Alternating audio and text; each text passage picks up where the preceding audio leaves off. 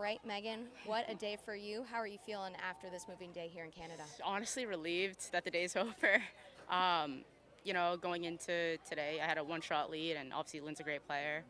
And so it was just kind of like you look at the leaderboard and you know who's behind you, and you try to ignore it as much as you can, but it's kind of scary. But I kind of told Jack today, like, hey, let's do our best to try to stay in our own little world, and take it one shot at a time, and just kind of keep playing like we have been this week.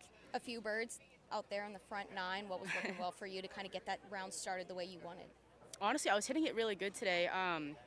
It's always good when the ball striking is there. I hit some pretty good shots to about 15 feet the first two holes. Couldn't hole them, but Jack just kind of reassured me out there, like, hey, you're putting good strokes on it. Like, it'll drop soon. Made a good up and down on four, and was able to kind of keep the momentum going and make some short putts coming down for par too. Yeah. Not only that, but just what did it mean to have those three straight birdies on the back nine after the bogeys that you had?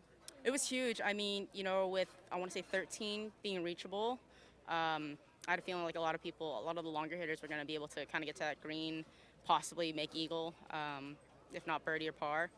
And I just wanted to give myself a chance out there. I knew where the pin was; it was gettable. But yeah, I mean, that kind of started it all. I had hit some really good shots going in, missed a few good putts, but again, was stroking it well and just kind of made sure that I wasn't getting too frustrated with missing putts. A lot of players might have those two bogeys, look at the leaderboard and say, not give up, but just one of those times where it's kind of hard to kind of feel that kind of pump back up.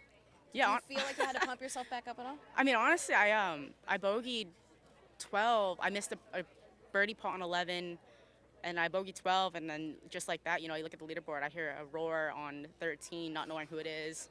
I take a peek at the leaderboard, and I just see Young's name up at the top, and I'm like, oh, here we go. But at the end of the day, you can't control what everyone else is doing, and I was just trying my best out there again to stay in my own little world, because it's hard out there, and you can't really lose focus for a second.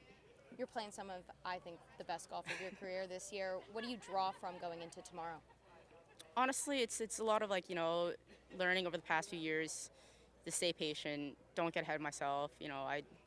I kind of told Jack before the round, like, hey, like I feel like I'm a little anxious right now, and I really need you to be there for me. I might not talk as much, which is a shocker to most people who don't know me. But no, at the end of the day, I know Jack's there for me, and I'm obviously trying to do my best, and he knows that. And so he's there to kind of remind me that, like, hey, like, let's not try so hard and just kind of play our game. Seeing your name at the top of the leaderboard always feels good, I feel like, for you. But, what does it mean for all the culmination of all the hard work that you've been putting in to kind of get to this moment? What's the next 12 hours look like for you? If I'm being blatantly honest, next 12 hours looks like food and sleep and a coffee in the morning. I mean, I've been trying to keep it really routine. Today it was kind of hard having a 250 tee time, knowing that you have like a one-shot lead. But at the end of the day, I'm just gonna try my best to keep that same mindset, stay patient. I mean, these fairways are tight, these greens are firm, and really just kind of trust myself out there. And interesting, I know it's obviously individual stroke play, but I would be remiss to not mention playing with Lynn. After Solheim is on the line, how cool was that to kind of have that European v USA flair? Honestly, it was a lot of fun. In my own, I don't know what Lynn was thinking, but in my head, I was like, this is a nice little prep for Solheim. It's funny enough that it is us two who are potentially on the team, stuff like that, on the team. I know she's on her team. I think I clinched it. Yeah. And so, it's little fun games that I try to keep myself entertained out there. It's not a ton, but I mean, obviously it's not the huge focus, but again, it's nice to have a little game with myself. Absolutely. Well, great job today, Megan. Thank you.